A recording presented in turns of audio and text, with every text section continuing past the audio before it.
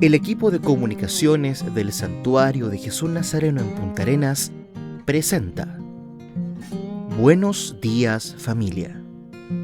Un espacio de la Comunidad Católica de Magallanes que llega a usted gracias a Polar Comunicaciones.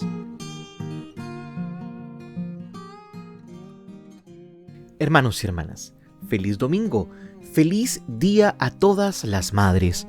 Les saludamos en este domingo 10 de mayo a todas las mujeres que han podido acceder, así como la Virgen María, de tener en su vientre o a través de la adopción y también del cariño a personas para su formación, para su desarrollo integral, el milagro de ser madres. Les queremos felicitar y agradecer por el gran trabajo que muchas veces no es reconocido. No basta un día al año para agradecer el formar personas, el integrar seres humanos a nuestro planeta y sobre todo educarlos en valores, en gracia, en el Evangelio. Hermanos y hermanas, iniciamos el programa de este domingo.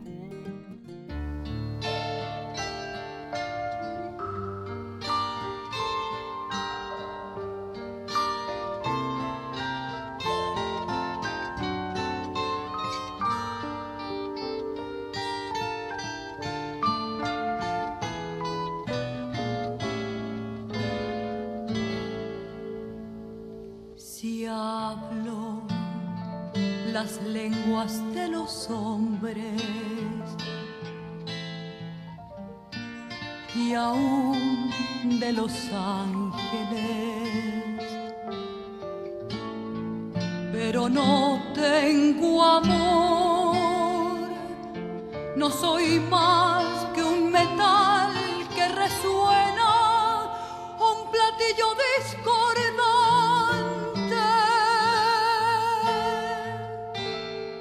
Y si hablo de parte de Dios y entiendo sus propósitos secretos y sé todas las cosas, y si tengo la fe necesaria para mover montañas, pero no tengo amor, no soy nada. Y si reparto entre los pobres todo lo que poseo, y aun si entrego mi propio cuerpo para ser quemado, pero si no tengo amor, no tengo amor, no tengo amor,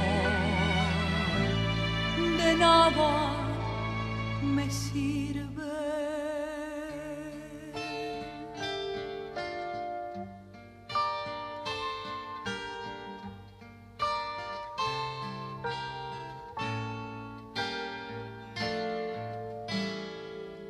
Tener amor es saber soportar,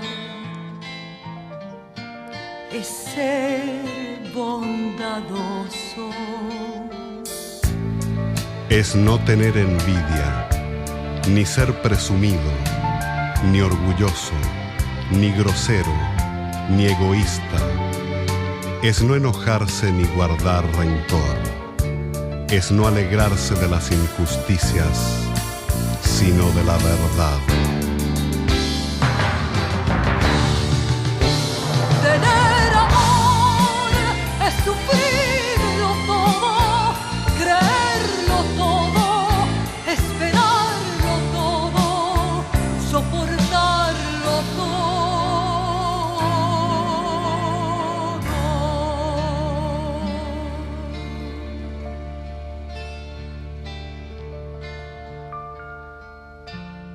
Tres cosas hay que son permanentes: la fe, la esperanza y el amor. Pero la más importante de las tres es el amor.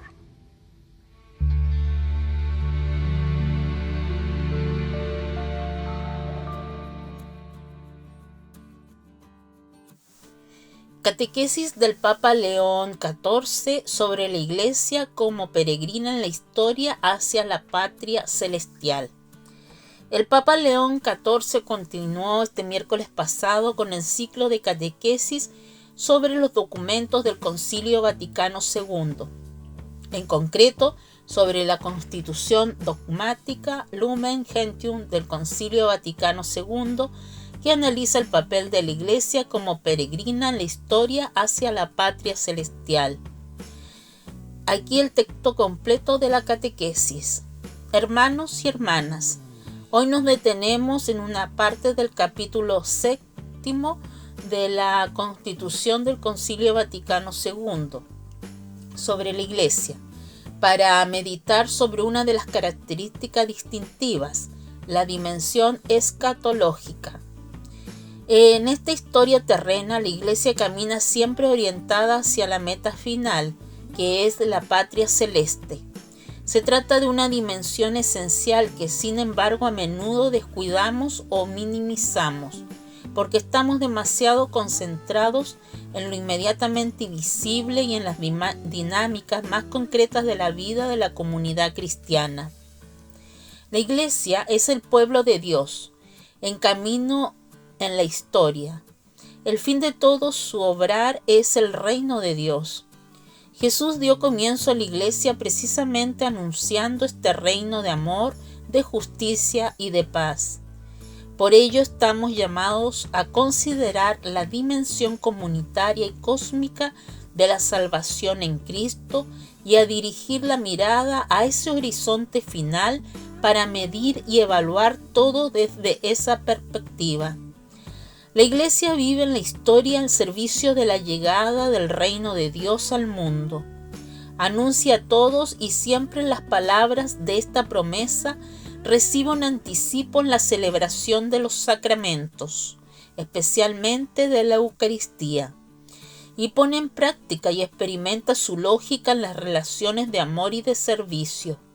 Asimismo, sabe que es lugar y medio donde la unión con Cristo se realiza más estrechamente, y al mismo tiempo reconoce que la salvación puede ser donada por Dios en el Espíritu Santo, también fuera de sus límites visibles.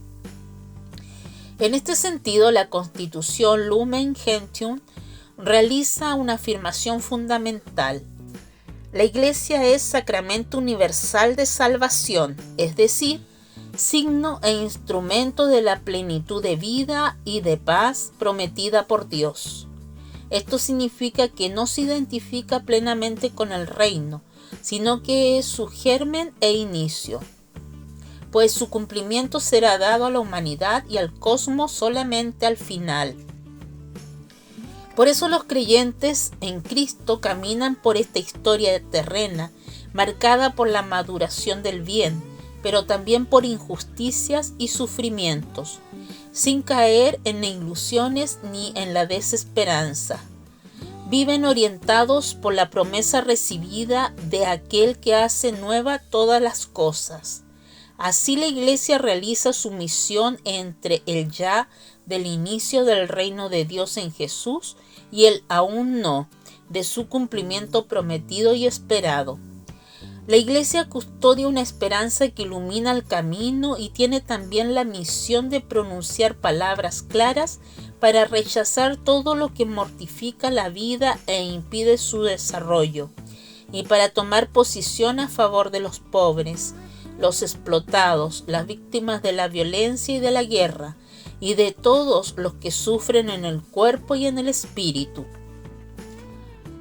Signo y sacramento del reino, la Iglesia es el pueblo de Dios peregrino en la tierra que a partir de la promesa final lee e interpreta según el Evangelio los dinamismos de la historia, denunciando el mal en todas sus formas y anunciando, con palabras y obras, la salvación que Cristo quiere realizar para toda la humanidad y su reino de justicia, de amor y de paz.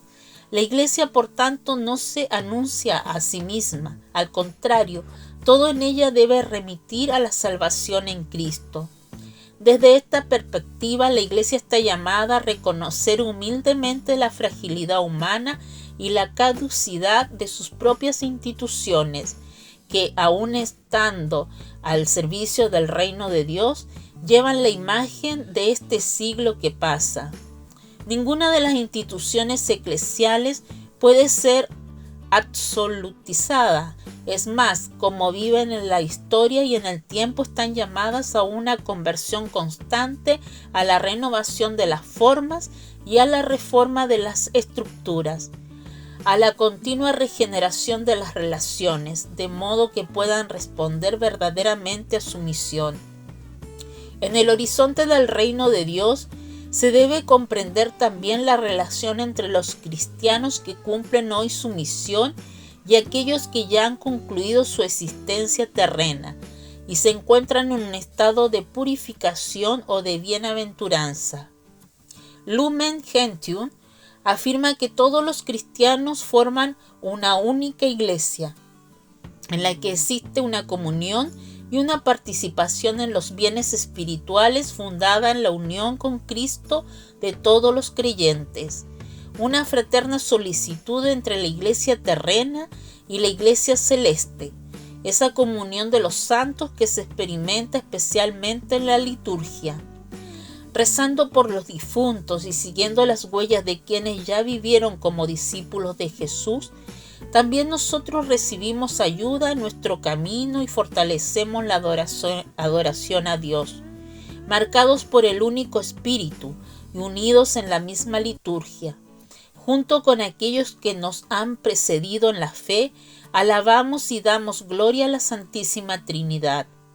Agradezcamos a los padres conciliares por habernos recordado esta dimensión tan importante y tan hermosa de nuestro ser cristianos, y esforcémonos por cultivarla en nuestra vida. Más adultos abandonan la Iglesia Católica que los que ingresan, señala estudio del Pew Research Center. Un estudio del Pew Research Center realizado en 24 países reveló que más adultos abandonan la Iglesia Católica que los que se unen a ella. Sin embargo, los católicos siguen siendo la mayoría de la población en varios países analizados. La investigación publicada el pasado 23 de abril encontró que en comparación con otros grupos religiosos, el cristianismo ha experimentado algunas de las mayores pérdidas de seguidores debido al cambio de religión, es decir, cuando los adultos se identifican con una fe diferente a la que profesaron siendo niños. Los datos de Estados Unidos del informe El catolicismo ha perdido gente por el cambio de religión en muchos países, mientras que el protestantismo ha ganado en algunos. Provienen del Religious Landscape Study 2023-2024 del Centro. Los datos internacionales provienen de encuestas realizadas por Pew en la primavera de 2024. Los datos globales que analizaron 24 países provienen de las encuestas internacionales que el Pew realizó mediante entrevistas telefónicas o presenciales. Pew ha realizado más de 800.000 entrevistas en más de 110 países. El margen de error muestral se basa en la investigación de cada país.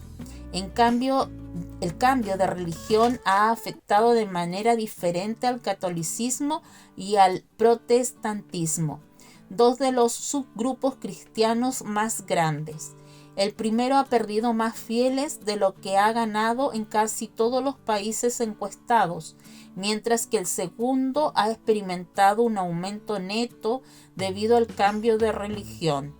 A pesar de las pérdidas por el cambio de religión, los católicos siguen constituyendo la mayoría de la población en 8 de las 24 naciones encuestadas por Pew, incluyendo Polonia con un 92%, Filipinas con un 80%, Italia con un 69%, México con un 67%, Perú con un 67%, Hungría con un 63%, Colombia con un 60% y Argentina con un 58%. En 12 de los 24 países encuestados, la mayoría de la población se crió en la fe católica y muchos adultos aún se identifican con ella. Por ejemplo, el 96% de los adultos polacos se criaron en la fe católica. De este grupo, el 92% aún se identifica con la religión, mientras que el 4% afirma haberla abandonado. Hungría también experimentó una ligera disminución. El 57% de la población se identifica como católica de toda la vida y solo el 2% afirma haber dejado la iglesia. En general, en 21 de los países hubo más personas que abandonaron el catolicismo que las que se unieron a esta confesión. Según el informe, quienes abandonan el catolicismo tienden a unirse al protestantismo o a desvincularse por completo de la religión.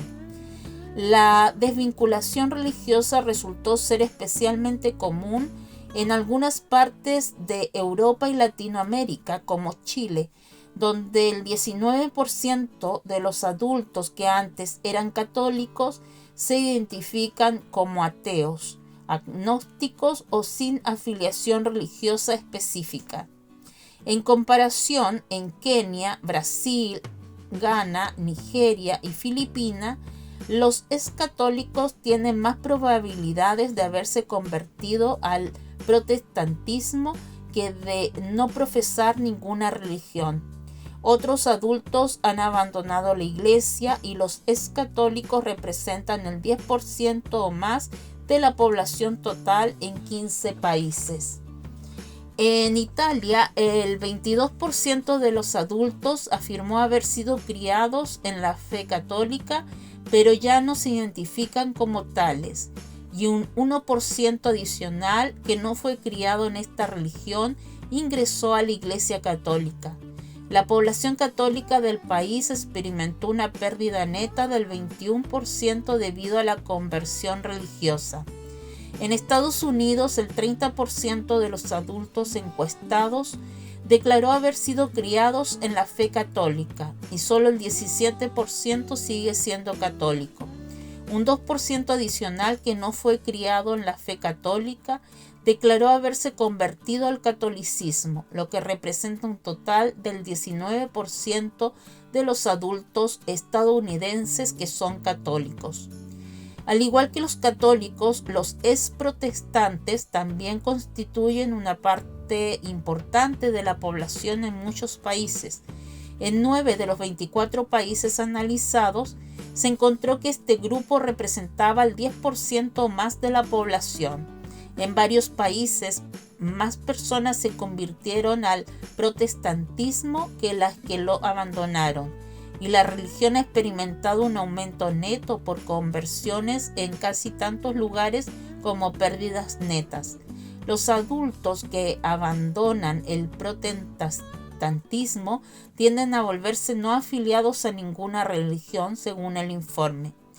La mayoría de los países donde el protestantismo experimentó un aumento neto se encuentran en América Latina, incluyendo Brasil, donde el 15% se convirtió al protestantismo y el 6% lo abandonó.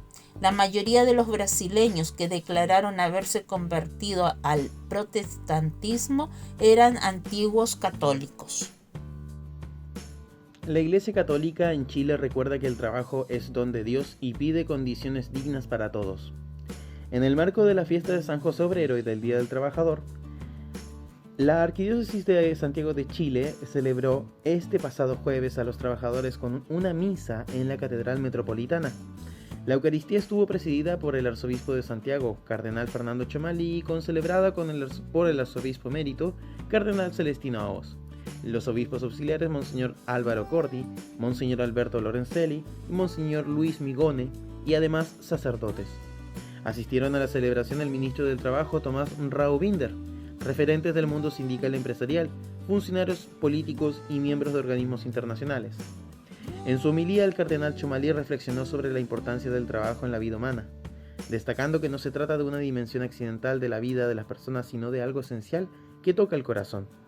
Al mencionar que el trabajo permite el sustento y constituye una verdadera vocación, el purpurado afirmó que se trata de un don de Dios. Remarcó que se ha confiado a través del trabajo transformar el mundo ante los desafíos del mundo actual, tales como la precariedad laboral o los salarios insuficientes. El arzobispo exhortó a adquirir una mirada más amplia del crecimiento, no solo en el aspecto económico, sino también espiritual, familiar y moral. En ese sentido, hizo hincapié en la primacía de las personas por sobre las cosas, y advirtió sobre la deshumanización, reconociendo que no hay nada más doloroso para un ser humano que sentirse instrumentalizado. Dirigiéndose a los referentes de distintos sectores de la sociedad, el cardenal Chomalí les recordó que antes de ser dirigente sindical, empresario o político, somos seres humanos y eso nos une, y sostuvo la necesidad de avanzar en el ofrecimiento de oportunidades de trabajo digno para todos, incluidos los migrantes. La fuente Julieta Villar.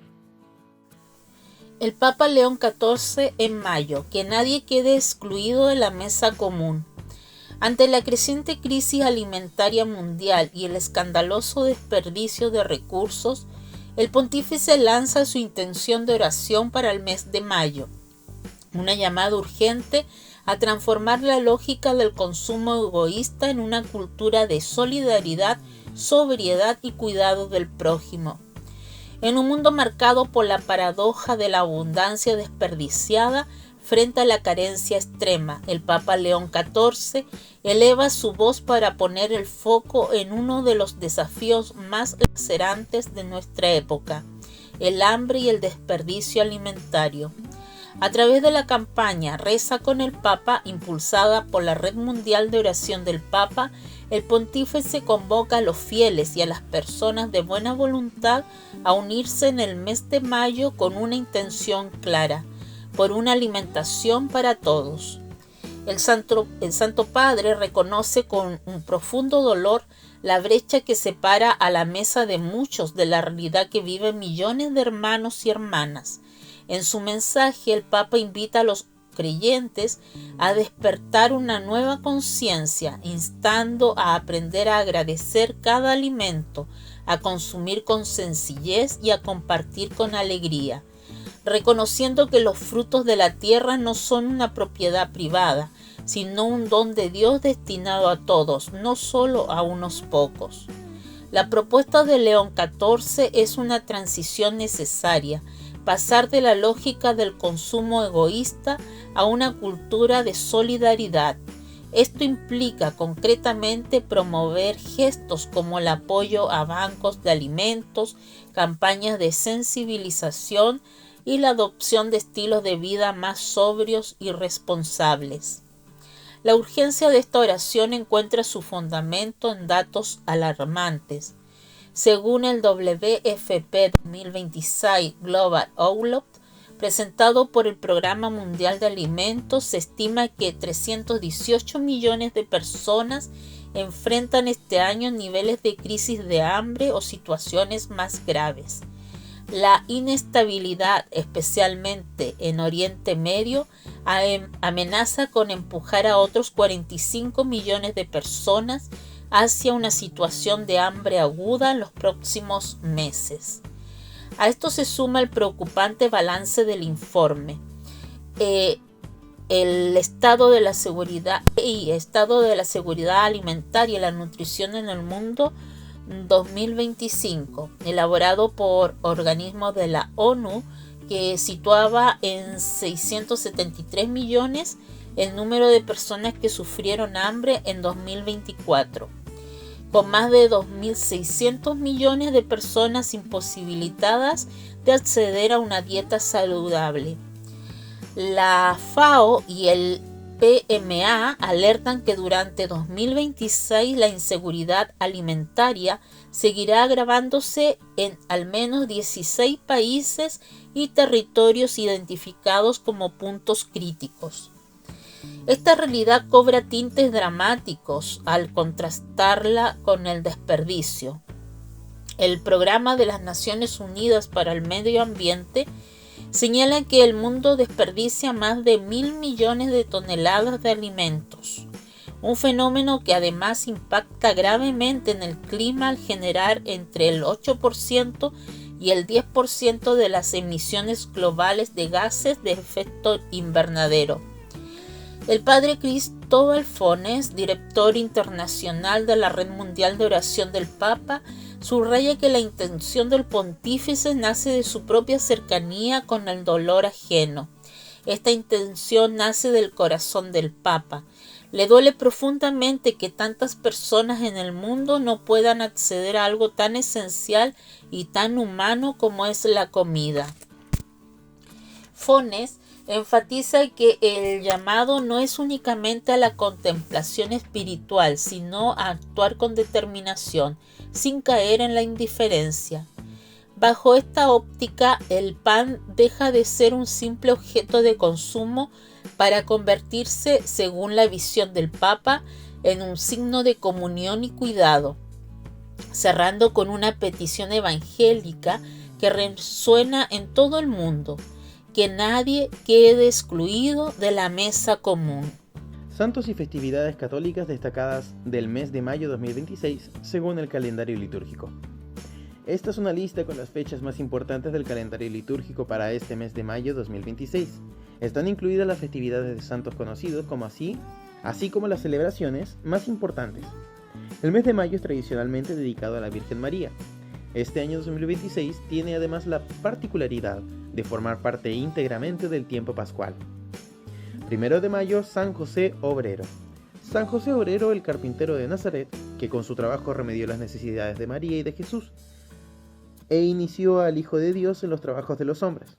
Por esta razón, en este día, en el que se celebra la fiesta del trabajo, en muchas partes del mundo los obreros cristianos honran a San José como modelo y patrono suyo.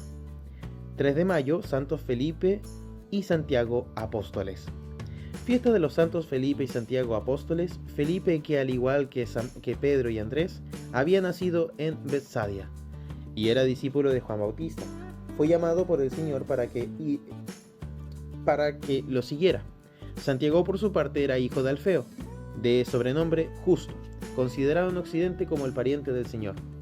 Fue el primero que rigió la iglesia de Jerusalén, y cuando se suscitó la controversia sobre la circuncisión, se adhirió al parecer de Pedro, para que no fuera impuesto a los discípulos venidos de la gentilidad aquel antiguo yugo. Muy pronto coronó su apostolado con el martirio. 6 de mayo, Santo Domingo Sabio. En Mondonio, en el Piamonte, Santo Domingo Sabio, que dulce y jovial, desde la infancia todavía adolescente consumió con paso ligero el camino de la perfección cristiana. Doménico fue discípulo de San Juan Bosco en el oratorio de San Francisco de Sales. Es el patrono de las mujeres en estado de buena esperanza y de los adolescentes. Se le atribuye la autoría de la célebre frase: prefiero morir antes que pecar.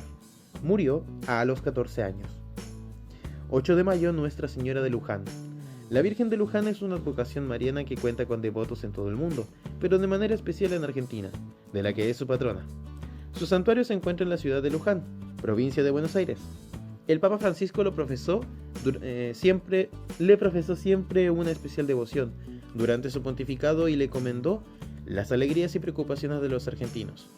Décadas atrás, San Juan Pablo II, durante su visita al santuario, recordó que muchos papas se encomendaron a la Virgen bajo esta dulce advocación. Ellos fueron Urbano VIII, Clemente XI, León XIII, Pío XI, Pío XII.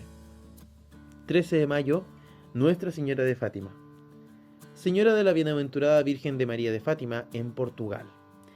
En la localidad de Aljustrel, la contemplación de la que, en el orden de la gracia, es nuestra Madre Clementísima, suscita en muchos fieles, no obstante, las adversidades, la oración por los pecadores y la profunda conversión de los corazones.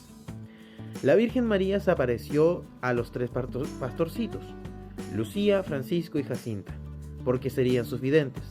A ellos les pidió, entre otras cosas, que rezaran el rosario todos los días para alcanzar la paz del mundo y el fin de la guerra. 14 de mayo, San Matías Apóstol. Fiesta de San Matías, apóstol, que siguió al Señor Jesús desde el bautismo de Juan hasta el día en que Cristo subió a los cielos. Y por esta razón, después de la ascensión del Señor, fue puesto por los apóstoles en el lugar que había ocupado Judas, el traidor, para que, formando parte del grupo de los 12, fuese testigo de la resurrección. 17 de mayo, solemnidad de la ascensión del Señor. Cristo corona su victoria elevándose a los cielos 40 días después de haber resucitado. Deja, pues, este mundo para volver al Padre y sentarse a su derecha. La ascensión del Señor cierra el ciclo redentor que empezó en la encarnación. Jesús asciende al cielo, ante la mirada atónita de los discípulos tras haber redimido la naturaleza humana del pecado y la muerte. Con Cristo, vuelto a la diestra del Padre, la naturaleza humana queda elevada en Él, a una nueva condición. 22 de mayo, Santa Rita de Casia.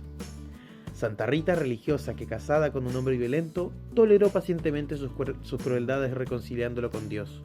Al morir su marido y sus hijos, ingresó al monasterio de la Orden de San Agustín, en Casia, de la Umbría, en Italia, dando a todos un ejemplo sublime de paciencia y compunción. Santa Rita de Casia es conocida como la Santa de los Imposibles, y sus devotos se encomiendan a ella para pedirle gracias y favores en momentos de dificultad. 24 de mayo, solemnidad de Pentecostés.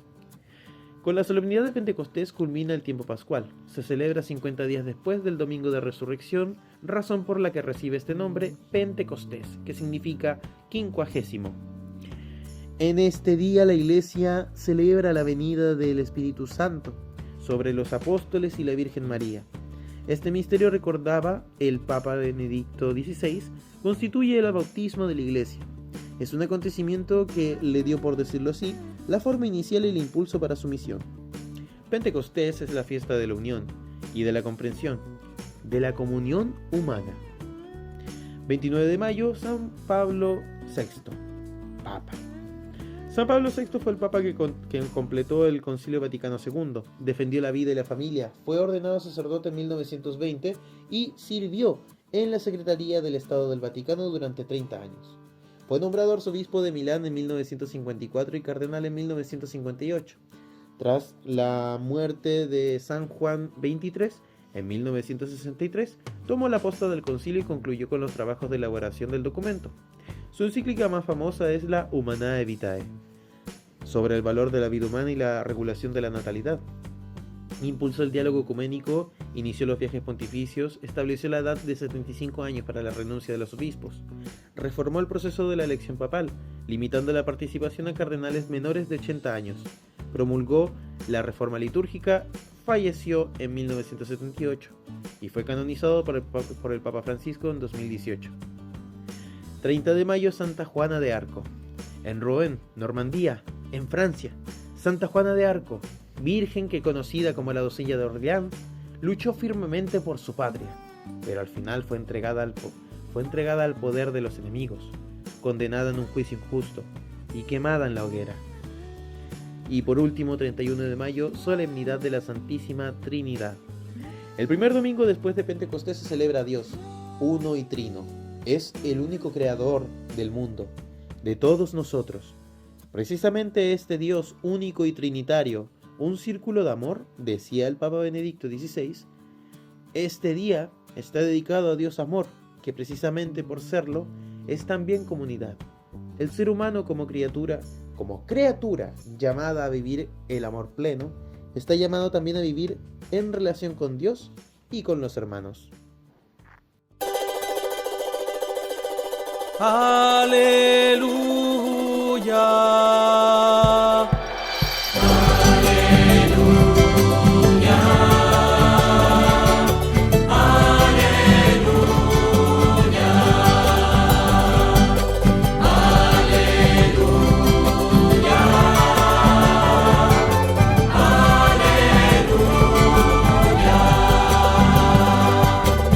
El Padre me ha enviado para anunciar la buena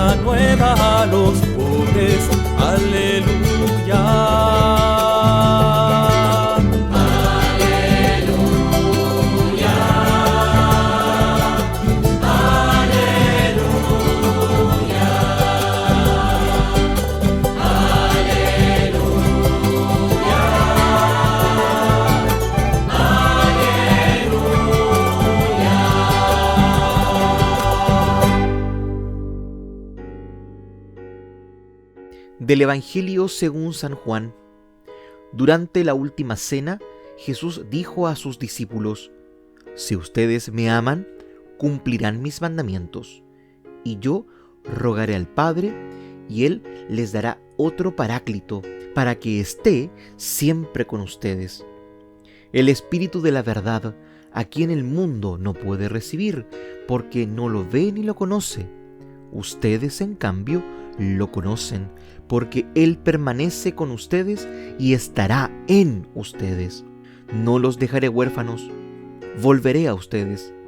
Dentro de poco, el mundo ya no me verá, pero ustedes sí me verán, porque yo vivo y también ustedes vivirán. Aquel día comprenderán que yo estoy en mi Padre y que ustedes están en mí y yo en ustedes. El que recibe mis mandamientos y los cumple, ese es el que me ama. Y el que me ama será amado por mi Padre, y yo lo amaré y me manifestaré a él. Palabra del Señor. Gloria a ti, Señor Jesús. Esta es la palabra de Dios.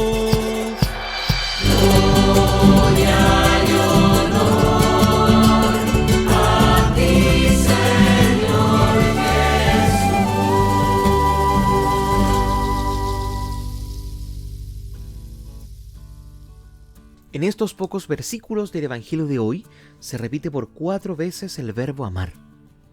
Y qué bello que justo sea hoy, en el Día de las Madres, para nosotros en Chile. Naturalmente, no se trata de un mero amor humano, sino del amor divino. Dice Jesús: yo rogaré al Padre y les dará el Espíritu Santo. Con la presencia del Espíritu, Jesús puede ya marcharse tranquilo al cielo.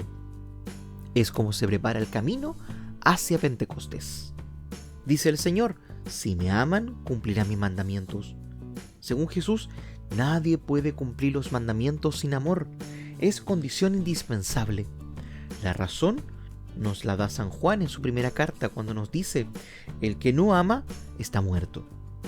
Según el apóstol, es imposible encontrar a un cristiano sin amor, como es imposible encontrar a un ser vivo sin pulso.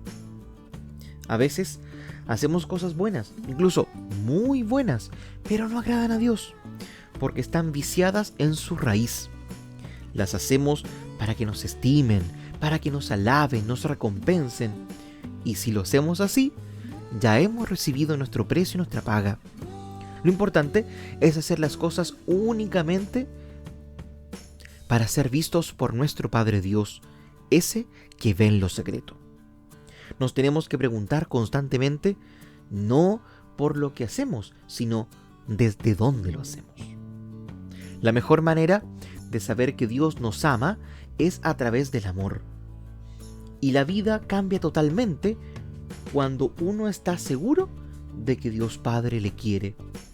Toda la misión de Jesús se redujo a esto: a que llegáramos a la experiencia vivencial de sentirnos amados por Dios.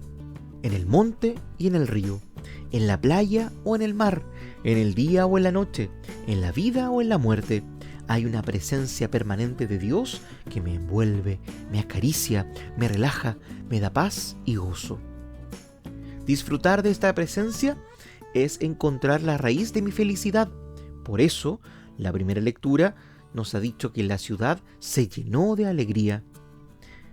El Papa León XIV nos dice: el amor verdadero, nos recuerda el Evangelio, se da incluso antes de ser correspondido. Es un don anticipado. No se basa en lo que recibe, sino en lo que desea ofrecer. Es lo que Jesús vivió con los suyos, mientras ellos aún no entendían, mientras uno estaba a punto de traicionarlo y otro de renegar de él. él preparaba una cena de comunión para todos. Por ello, el pontífice instó a los fieles a preparar la Pascua del Señor, no solo la litúrgica, sino también la de nuestra vida, y detalló cada gesto de disponibilidad, cada acto gratuito, cada perdón ofrecido por adelantado, cada esfuerzo aceptado con paciencia, es una forma de preparar un lugar donde Dios puede habitar. Jesús es el Hijo en quien el Padre ha puesto sus complacencias. El que quiera saber cómo es el amor que Dios nos tiene, debe hacerlo a través de Jesús. Si Jesús acaricia a los niños, mira con ternura a los jóvenes, llora al ver llorar a Marta y a María, se estremece y se enternece al encontrarse con la madre viuda que acaba de perder al hijo, y le da compasión la gente que no puede comer en el desierto, es para decirnos que así es el Padre Dios. Más aún, si Jesús se abraza con la cruz y entrega su vida por amor, es para decirnos que Él, en ese momento, es una parábola del Padre. A través del corazón abierto de Jesús, podemos entrar ya en el Sancta Sanctuorum de Dios, en ese espacio íntimo e incluso secreto del Señor. Dios es un misterio, pero no para nuestra cabeza, sino para nuestro corazón. Ser amado por Jesús es experimentar todo el inmenso cariño que Dios Padre nos tiene desde toda la eternidad. Solo el que hace experiencia del amor está capacitado para una razón de esperanza a todo lo que se le pida, como señala la segunda lectura.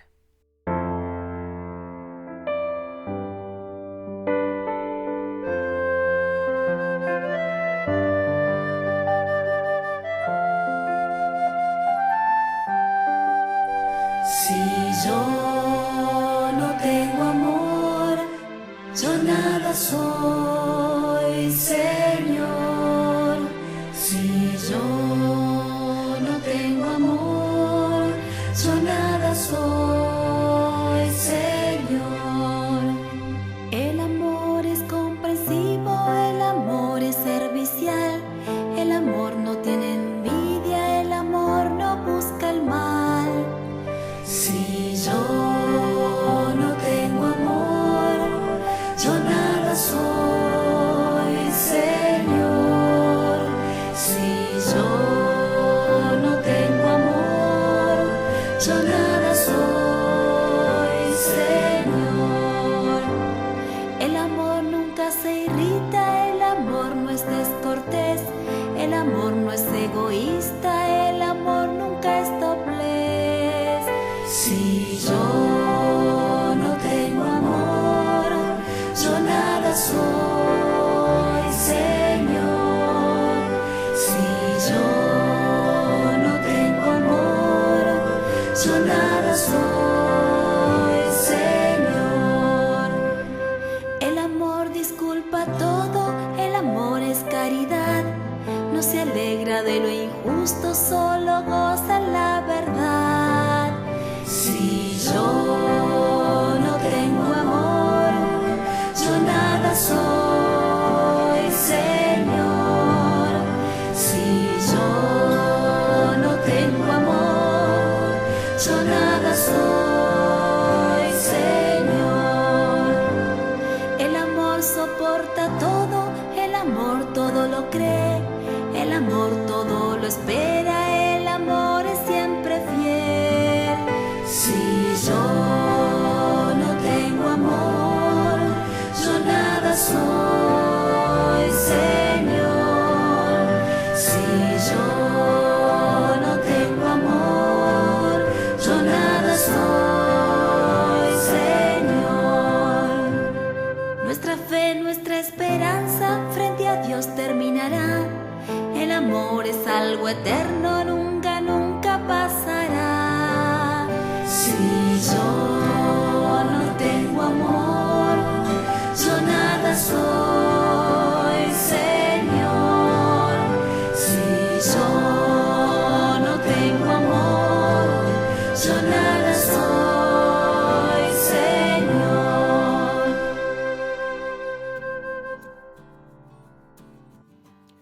¿Qué significa amar al prójimo? El Papa León XIV lo explica. El Papa León XIV en una de sus visitas a una parroquia en Roma en marzo de este año. Créditos a Daniel Ibáñez de EWTN Noticias. El Papa León XIV recibió este pasado lunes 4 de mayo en audiencia a los miembros de la Junta Directiva de Catholic Charities USA, a quienes explicó el significado de amar al prójimo. En su discurso el Santo Padre señaló las dificultades que derivan del cuidado de los pobres y necesitados tanto a nivel personal como institucional. Entre estos retos, el pontífice destacó la búsqueda de recursos, la visibilidad y no ceder al desaliento, especialmente, aseguró, cuando encontramos a quienes no podemos ayudar como quisiéramos. Consciente de que esta red de organizaciones benéficas católicas que operan en todo Estados Unidos no son inmunes a estos desafíos, les animó a aprender y a escuchar la voz de Jesús que nos dice una vez más: yo estoy con ustedes siempre. Incluso hoy, Cristo se acerca para acompañar a sus discípulos, especialmente en momentos de frustración y duda, como hizo con el apóstol Santo Tomás y los discípulos en el camino de Maús. Subrayó: por ello, les alentó y agradeció por su labor al servicio de los más pobres. Ustedes buscan encontrar soluciones a situaciones inhumanas, aliviar el sufrimiento de personas y familias y aliviar la carga de quienes están oprimidos por la dificultad y el conflicto. En todas estas circunstancias, precisó el Papa, debe ser la claridad de Cristo la que los impulsa en su trabajo cotidiano. A continuación, León XIV explicó que amar auténticamente al prójimo implica ofrecerle la posibilidad de un verdadero encuentro con Dios. Además, subrayó que brindar ayuda a los desfavorecidos permite también entrar en contacto con la carne de Cristo al buscar verlo y servirlo en otros hermanos, en nuestros hermanos y hermanas. Sus obras de caridad se convierten en un encuentro mutuo con el Señor que está presente entre nosotros, afirmó.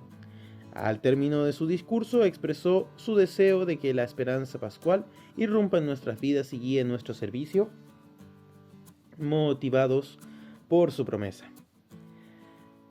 Fuente: Almudena Martínez Bordiú. El privilegio de ser madre. Las primeras en enterarse de que hay alguien que viene en camino son ellas. Cada vida inicia cerca del corazón de una mujer y allí seguirá adelante, si no ocurre nada malo durante 9 meses. El diálogo que se establece entre madre e hijo es íntimo, profundo y misterioso. El embrión no se dedica solo a parasitar y tomar alimentos del útero que acoge la nueva vida.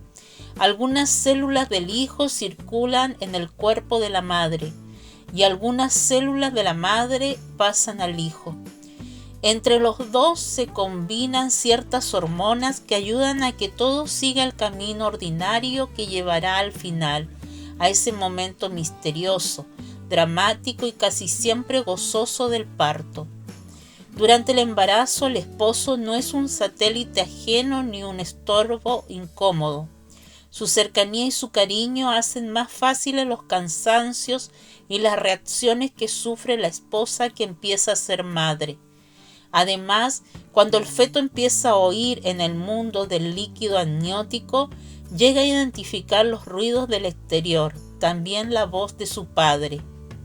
El hecho de que los papás hablen largos ratos con afecto y con esperanza deja una huella, todavía por estudiar en su misterio. En la psicología de ese feto que sigue su crecimiento día a día, el cariño de la esposa, por su parte, permite al esposo sintonizar con el misterio de ese hijo que está ahí, muy escondido al inicio, después cada vez más visible a través del crecimiento de la panza. Cuando el niño nace, también la mujer es la única que puede ofrecer el mejor alimento, la leche materna. Desde el punto de vista médico y dietético, el dar de pecho conlleva muchos beneficios para el niño y para la madre. Desde el punto de vista psicológico, el niño aprende antes, durante o después de succionar del pecho de su madre a mirar a la cara, a descubrir unos ojos que penetran llenos de cariño, quizá a veces un poco cansados, pero siempre o casi siempre disponibles. Las que mejor saben tratarlo cuando llora, cuando pide algo que no acaba de ser claro, cuando muestra indiferencia o sueño, o cuando dibuja una sonrisa contagiosa y fresca, son las mujeres. Las madres, se dice, tienen un sexto sentido, con el que perciben mucho de lo que escapa con frecuencia a los ojos del nuevo papá. Ser madre no termina con las primeras semanas ni los primeros meses. El hijo ha quedado marcado de un modo muy profundo por esos primeros contactos que se establecen con la mujer, con la madre. A la vez, el papel del padre en la tarea educativa va aumentando con el pasar de los meses. En algunas situaciones llega a dedicar al hijo igual o mayor tiempo que el que dedica a la madre, sobre todo si ella trabaja fuera del hogar.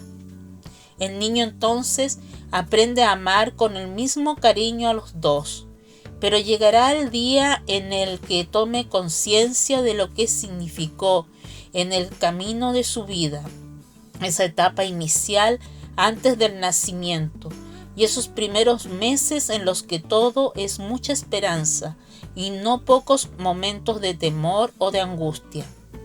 Hablar de la maternidad es hablar de un privilegio de la mujer.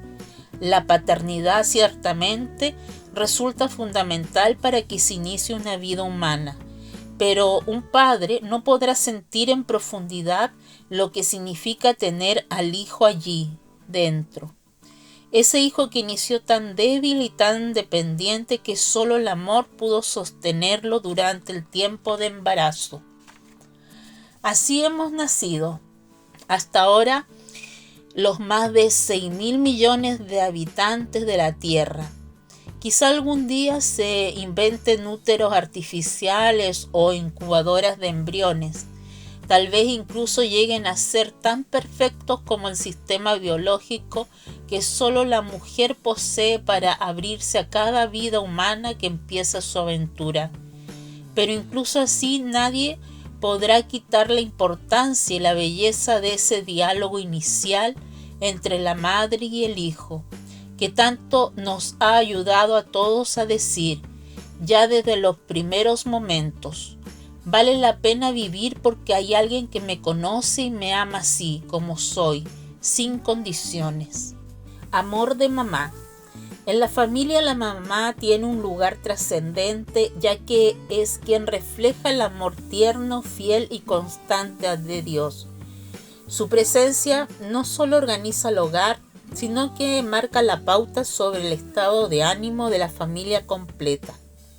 Si mamá está alegre, todos lo están, pero si está triste o enojada, toda la familia lo está. Podemos decir que mamá es el alma de la familia. Con su cuidado, escucha y entrega diaria, crea un espacio donde cada hijo se sabe amado y valorado. Se vuelve el lugar seguro para los miembros de la familia. La mamá es muchas veces el primer rostro del amor de Dios que los hijos conocen. Desde su vocación, la mamá no solo cuida, sino que guía espiritualmente a los hijos. Con su ejemplo silencioso y constante, enseña a confiar, a perdonar y a vivir con esperanza. No importa que esté cansado o que tenga problemas, su amor ofrecido a Dios se convierte en semilla de fe en el corazón de la familia, mostrando que el verdadero amor a menudo sana, construye, sostiene y conduce a él. Por eso aquí le dejamos 5 tips para que el amor de mamá refleje del amor de Dios en la familia. Primero, amar con paciencia, como Dios nos ama. El amor de mamá no es solo emoción, es decisión diaria. A veces los hijos cansan, repiten errores o no entienden, pero ahí es donde entra la paciencia como virtud. Es bueno recordar que así como Dios es paciente conmigo, Yo estoy llamada a amar sin condiciones, corrigiendo con ternura y firmeza. Este tipo de amor da seguridad a nuestros hijos y les enseña que son amados incluso en sus fallas, aunque no aprobemos las faltas. Además, la paciencia no significa permitir todo, sino saber esperar el momento adecuado para enseñar. Una mamá que ama con el amor de Dios forma corazones, no solo corrige conductas. Segundo, hacer de la oración un acto de amor materno. Orar por los hijos es una de las formas más profundas de amor. Es bueno estar conscientes de que no siempre podremos resolver todo, pero sí podemos ponerlo en manos de Dios cada día. Ofrecer pequeñas oraciones, bendecirlos antes de dormir o de salir de casa o enseñarles a hablar con Dios, crea un estilo de vida donde la fe y la confianza en Dios son el centro y también el ejemplo de la Virgen María, Madre y Educadora de Jesús. Cuando los hijos ven a su mamá orar, aprenden que el amor no solo se demuestra con palabras o acciones, sino también pidiendo a Dios por ellos. La oración los envuelve en un amor que va más allá de lo humano. Tercero, servir con alegría en lo cotidiano. La vida diaria está llena de actos pequeños: cocinar, limpiar, escuchar, acompañar en las tareas, curar heridas, sanar corazones, etc. Cuando estos actos se hacen con amor y ofrecidos a Dios, se convierten en un testimonio vivo. Los hijos perciben cuando los cuidamos con alegría y no solo por obligación, o los corregimos con amor y no solo porque estamos enojadas.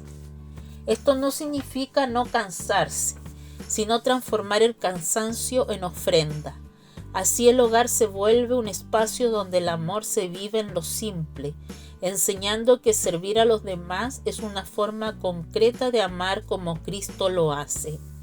Cuarto, abrazar, escuchar y estar presente de verdad. El amor de mamá también se expresa con cercanía física y emocional.